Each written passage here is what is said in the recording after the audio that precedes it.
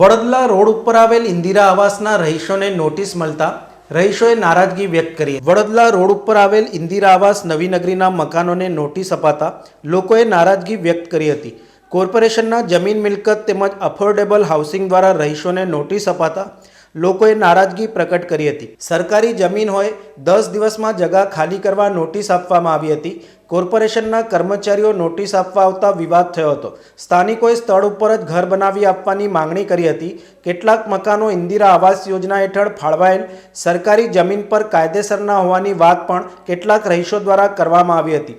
સામાજિક કાર્યકર વિશાલ શ્રીવાસ્તવ પણ સ્થળ ઉપર આવી પહોંચ્યા હતા। સમગ્ર મામલે વિશાલ શ્રીવાસ્તવે નિવેદન આપી તંત્ર સામે આક્રોશ પ્રકટ કર્યો હતો। અધિકારીઓ કોઈપણ પ્રકારના સર્વે કર્યા વગર નોટિસો પાઠવી રહ્યા છે તેવા આક્ષેપો થયા હતા। એક જ મકાનમાં 4 સર્વે નંબરમાં આવતું હોય તેમ અલગ અલગ અધિકારીઓ નોટિસ આપી રહ્યા છે। સમગ્ર મામલે લડત આપીશું તેમ તેમણે જણાવ્યું હતું। કોર્પોરેશન તોડવા માંગે છે અમારી પર, એમ કે તમે હવે હટી જાઓ, આ 15 દિવસમાં તમે ખાઈ જાઓ, તો અમે 15 દિવસમાં કીધું ખાઈ જઈએ, જવું કઈ સાહેબ અમારે અમે અહીં જ રહેવું છે અને અમારે અહીં નહીં, તમારી વતની જગ્યા હોય તો તમે તોડી નાખો, બરાબર, પણ અમને થોડુંક તો મોકો આલો રહેવાનો। આપણે આજે 50-60 વર્ષથી અમે રહીએ જ છે, તો હવે અમારે જવું કઈ, બરાબર, તો મને નાહેર કે મહિનામાં તમે ખરી નાખો 15 દામ ખાલી કરો, 10 દિવસમાં ખાલી કરાવો, કઈ જવું, તો અમારે અહીં નહીં અમારે રહેવું છે। તમારે અમારે ના રાખવો હોય તો અમારી પર બુલડોઝર ફેરી કરો અને તમે જગ્યા લે લો અને તમારે બુલડોઝર લઈને તમે દરિયામાં જઈને નાખ્યા, અમારા બૈરી છોકરા માર નાખો, તમે બુલડોઝર ફેરી નાખ્યા દરિયામાં, તમારું દમ ફર્યું, કોર્પોરેશન નું દમ ફર્યું અને જીસીબી કોર્પોરેશન નું જ આવે અને અમારે માર નાખો બુલડોઝર ફેરી જગ્યા લે લો, બરાબર।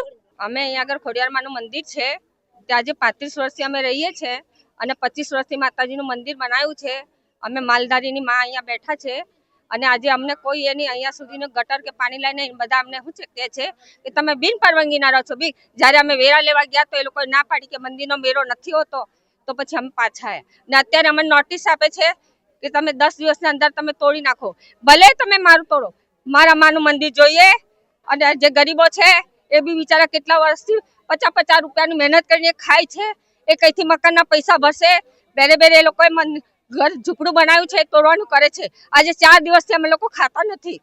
અમે નવીનગરીમાં રહેશે 60-70 વર્ષથી ઇન્દિરા આવાસના અમારા આ આપેલું છે, વર્ષો તકથી અહીં રહેશે અને અહીં જ રહેવું છે, અમારે કઈ જવાનું નહીં। કોર્પોરેશન વાળા એવું કહે છે કે 10 દિવસમાં તમે ખાલી કરો। હવે 10 દિવસમાં અમારા નાના બચ્ચા ભણવા સ્કૂલ પહેલાથી થોડી સહી સિક્કા લઈ લીધા એમને કે સ્કૂલ તૂટવાની, અમે તમે નવા બોધિયાલી સ્કૂલ એમ કરીને હાલ અમે છોકરાને મજૂરી કરી અને સરદનગર 500 રૂપિયા રિક્ષાના ભાડું ભાજી અને તઈ વહેલા મોકલીએ છે। બોલો, અમારું પેટ હાલ મજૂરી કરીને અમે ખાશો, તો ખાલી કરો, અમે કઈ જવાના નથી। તમને ઝુંપડપટ્ટી લાગતી હોય તો અમને મકાન પાક સોસાયટી બધી આલોરી, બરોબર છે, અને અમે કઈ જવાના જ નથી, અહીં જ રહેવાના છે। આજે શું કર્યું અધિકારીઓ? અધિકારી કે શું કર્યું?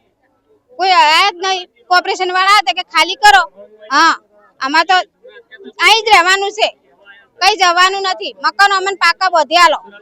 અમારું નામ ગીતાબેન ઠાકોર। આ તરસાલીની અંદર ઇન્દિરા આવાસ યોજના નવીનગરીના આ વસાહત છે અને 1980 ને 1987 ની અંદર જ્યારે તરસાલી ગ્રામ પંચાયત હયાત હતી, વર્ષ 1980 અને 87 ની અંદર આ લોકોને 20/40ના સરકારે પ્લોટ ફાળવ્યા હતા। હવે એ લોકો પાસે રિલેવન્ટ ડોક્યુમેન્ટ છે। 19 તારીખે આ લોકોને નોટિસ આપવામાં આવી છે। હવે મેં જ્યારે અહીંયા અધિકારીઓ આવ્યા તો મેં એમને પ્રશ્ન પૂછ્યો કે 4 સર્વે નંબરની તમે નોટિસ આપો છો તો શું એક ઘર 4 સર્વે નંબરમાં હોઈ શકે? એમની પાસે કોઈ જવાબ નહોતો।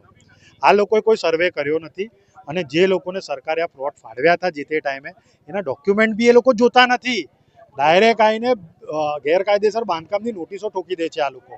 આજે જ્યારે મેં એમને 4 સર્વે નંબર કોણા છે, ક્યાં છે, નોંધ કઈ છે, તો એ લોકો બ્લેન્ક હતા, એ લોકોને કશું ખબર નથી। બોલે અમને સાહેબે કીધું છે નોટિસ આપવાનું, એટલે મેં એમના સાહેબને ફોન કર્યો, એ સાહેબને બી કશું ખબર નથી। એટલે આપના માધ્યમથી હું આ વડોદરા 13ના સત્તાધીશો અને આ તંત્ર, VMSS, collector office, mayor, chairman, ધારાસભ્ય, કાઉન્સિલરો, ટ્રસ્ટીઓ જે સત્તામાં બેઠા છે, આ વિષયમાં જુઓ। ગેરકાયદેસરો નોટિસ ઠોકે છે, આ ગરીબ લોકો જોડે મિસચીફ કરી રહ્યા છે અને આ લોકોને અજ્ઞાન નથી। તમે લોકો ગેરકાયદેસર નોટિસ કે આ ગેરકાયદેસર નોટિસ તમે આપી દો એટલે ગરીબ માણસ પોતાના પુરાવા લઈને તમારી ઓફિસોના ધક્કા ખાય. એટલે આજે હું સ્પેશિયલી આ લોકોના માટે આવ્યો છું. અને બીજું કે અમારી કોંગ્રેસ પાર્ટીના પ્રમુખ ઋત્વિજ જોશી અને ચંદ્રકાંત શ્રીવાસ્તવ બત્તુભાઈ અપોઝિશન લીડર એ લોકો બી આની ચાપતી નજર મૂકી રહ્યા છે. એમના જોડે કન્સલ્ટ કરીને આ બધી વસ્તુ થઈ રહ્યા છે. આમાં જે તે અધિકારીઓ આ ગેરકાયદેસર કૃત્ય કરી રહ્યા છે.